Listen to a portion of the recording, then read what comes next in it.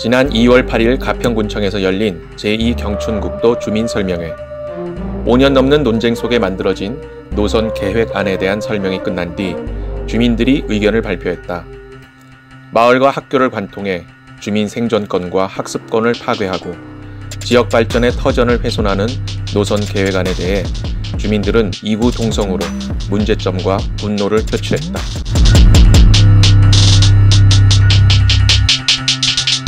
지역과 마을을 지키려는 주민들의 노력에 감사한 마음이 들면서 한편으로 담당 공무원들은 왜 이런 뻔한 반발도 예측하지 못했는지 의문이 생겼다. 제2경춘국도 노선안. 이 노선안에 대한 환경영향평가는 제대로 이뤄진 것일까? 원주지방국도관리청에 공고된 전략환경영향평가서 초안에 따르면 환경영향평가 용역은 작년 5월에 착수돼 11월에 심의를 끝냈다. 이 용역을 맡을 업체에게 제시된 과업은 착수 3개월 전인 2월에 공고됐다.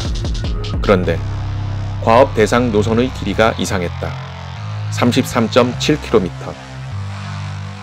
33.7km는 2019년 예타 면제를 받았던 최초 노선의 길이다. 현재 논란이 되고 있는 노선의 길이는 33.6km다. 과업이 시작된 작년 5월 당시 환경영향평가를 한 노선은 현재의 노선이 아니라는 얘기다. 그동안의 일정을 다시 살펴봤다. 작년 11월 4일 지자체들 간의 합의를 통해 현재의 노선, 즉 대안 노선이 결정됐다. 그런데 바로 그 11월에 환경영향평가 평가준비서가 접수됐고 심의도 이루어졌다.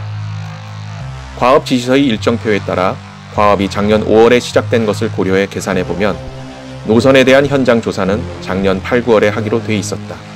그리고 평가서를 작성할 즈음에 현재의 대안 노선이 결정됐다.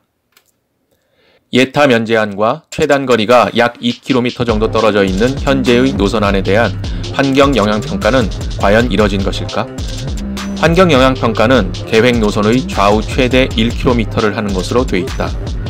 기존 예타 면제안의 좌우 1km와 현재 발표된 노선안의 좌우 1km를 추정해봤다. 겹치지 않는 부분이 거의 대부분이고 현재 논란이 되고 있는 지역이 모두 포함됐다. 꽃축제로 각광받는 자라섬에 대한 환경영향평가도 빠질 수 있었다. 환경영향평가 평가 항목 결정은 더 큰 의문을 불러일으켰다. 사회경제환경 평가 항목에서 주거 부분 평가 항목을 제외했는데 그 이유가 직간접적 영향이 미미하다고 판단했기 때문이었다. 여러 개의 마을과 학교들을 관통하는 도로를 만들면서 주거에 대한 영향이 미미하다고 판단할 수 있었을까? 그러나 주로 민가가 없는 산간지대를 관통했던 예타 면제 노선이라면 사정이 달라진다. 주거에 대한 영향이 미미할 수 있는 것이다. 또한 철새 도래지에 대한 환경영향평가에서는 북한강 지역만 일부 포함이라고 돼 있다. 그러나 현재 대안 노선이 지나게 될 달전천과 하생리 논에는 겨울 철새 안락오리떼가 겨울을 나고 있다. 과연 환경영향평가는 지금의 노선을 중심으로 제대로 된 것일까? 변경 전 예타 면제 노선을 조사하고 현재 노선을 조사했다고 하는 것은 아닌가? 의문이 생기지 않을 수 없다. 현재 제2경춘국도 계획 노선의 환경영향평가서 공람은 2월 25일까지 가능하고 이에 대한 주민 의견은 3월 4일까지 제출 가능하다.